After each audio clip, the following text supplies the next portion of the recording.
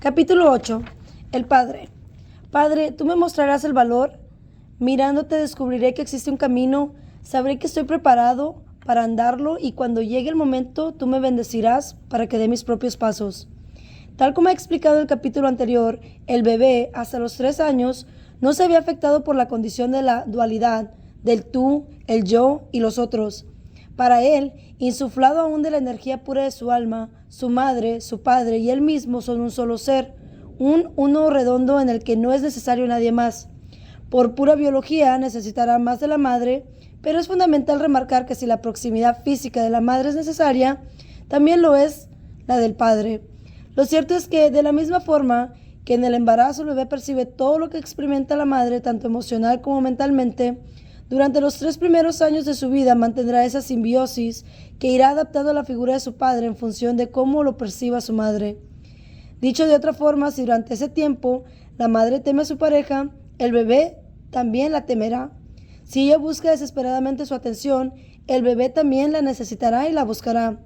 Si la mujer aborrece al hombre, el hijo también lo detestará, y así sucesivamente. Si por el contrario la madre se siente segura, tranquila y plena en la relación con el padre, esto generará serenidad y bienestar en el hijo.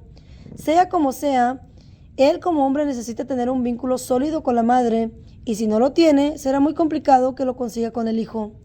No puedo decir que las emociones de la madre dependan de los comportamientos del padre, pero sí puedo hablar de lo importante de su papel y de algunas cosas que no se suelen tener en cuenta en detrimento de la posterior trascendentalidad de la figura paterna para el buen desarrollo y madurez de los hijos. Sobra resaltar que igual de importante es la elección que haga una hembra de su macho que la que haga un macho de su hembra como pareja y como madre de sus hijos.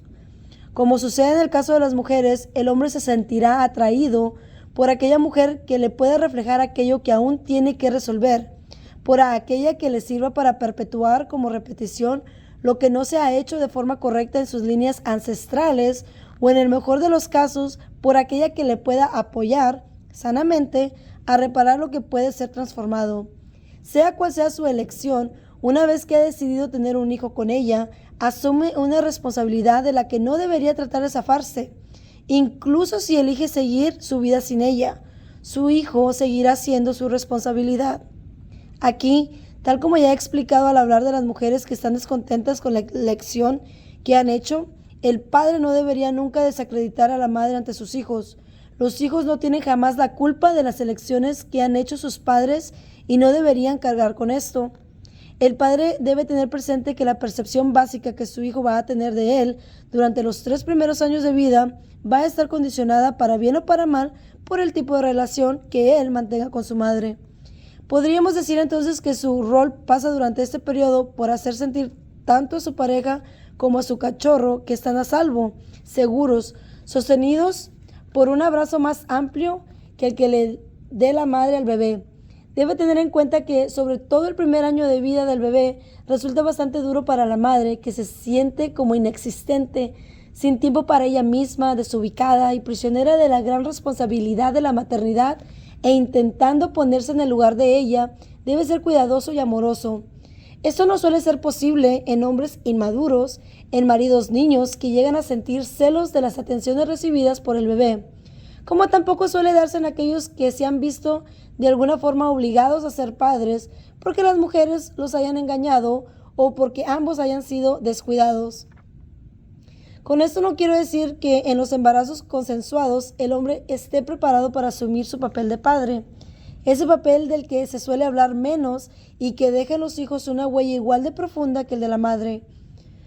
Sea como sea, y más allá de lo importante que es tener una buena relación con la pareja, el hombre debe tener claro que de la misma forma que su voz y sus caricias le llegan al feto mientras está en el vientre de la madre, su comunicación y su contacto siguen siendo fundamentales cuando ese ser ya haya nacido. Como han constatado ya multitud de estudios, la carestía de contacto físico y caricias en los primeros años de un niño suele dar lugar a conductas psicopáticas en las edades posteriores. Y esas caricias fundamentales deben recibirse tanto de la madre como del padre, pues las energías de ambos son diferentes y complementarias para la psique y el sano desarrollo del crío. Pero lo fundamental aquí es ser consciente de que si no mantiene un contacto y una cercanía mientras su hijo es un bebé, cuando crezca y su figura sea cardinal, se habrá convertido en un completo desconocido que, en muchos casos, será registrado como el enemigo por la siembra hecha a lo largo de esos años por la madre. Siembra sustentada, además, por su ausencia física o emocional. Veamos un ejemplo de padre ideal y no por ello utópico. Todos deberíamos haber tenido un padre que, como nuestra madre ideal, fuera una persona de éxito, una persona feliz y plena que se amara a sí misma. Más allá de esto, el padre que todos hubiéramos necesitado sería un hombre capaz de demostrar el amor sin por eso dejar de manifestar su masculinidad, o yang, fuerte pero no agresivo. Una persona con valores claros y reales, un hombre coherente que no impusiera la ley del más fuerte y que hubiera servido de referente para que nos sintiéramos capaces y preparados para seguir nuestro camino de vida. Alguien respetuoso que nos hubiera enseñado lo fundamental y que no nos hubiera empujado a la perentoria necesidad de la pertenencia, ni nos hubiera demostrado que la única vía es la lucha, el miedo y la cesión de poder. En definitiva, un pilar o incluso una catapulta desde la que lanzarte hacia la mejor manifestación de ti. Pero por desgracia, lo que puede ser no suele ser lo que es, y lo común no es tener un padre como el que acabamos de describir. Lo común es encontrarse con padres ausentes, inmaduros, agresivos, frustrados y más. Profundizaré primero en el papel del padre y después pondré algunos ejemplos de lo que suele suceder cuando un padre no está bien ubicado, cuando no tiene un trabajo interior que le ayude a trascender sus aparentes limitaciones, liberándose de sus herencias kármico-genéticas hasta convertirse en lo que todo hijo necesita como referente, una persona realizada, plena y feliz. Si la madre desempeña un papel predominante y fundamental durante el embarazo y los 3 primeros años de vida, el padre, que también afecta de forma considerable al niño en esa etapa, comienza su periodo de preponderancia a partir de los 3, desmarcándose de la importancia de la figura materna a los 7 años aproximadamente. Pero como he dicho, si no ha estado hasta entonces, será realmente complicado que pueda encontrar una puerta hacia su hijo a esa edad y mucho menos después. ¿Y por qué a partir de los 7 años se hace más necesario el rol del padre?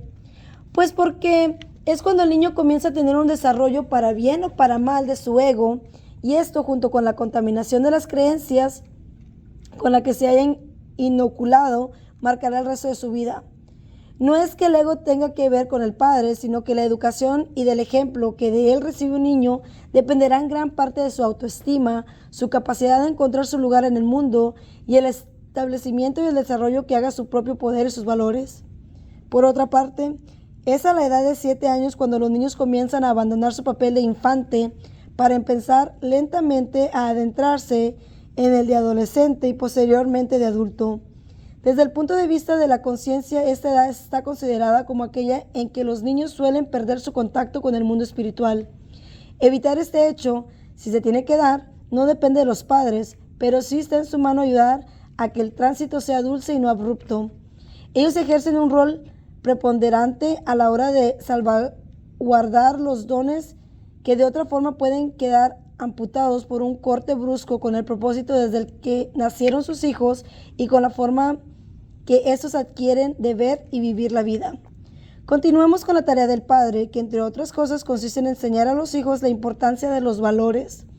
Aunque dedicaré un capítulo específico al tema de la educación y los valores, cabe afirmar que los hijos imitarán aquellos valores desde los que el padre se mueva, aquellos que sean sanos o no, coherentes o no, funcionen como motor interno de las motivaciones y la personalidad del padre.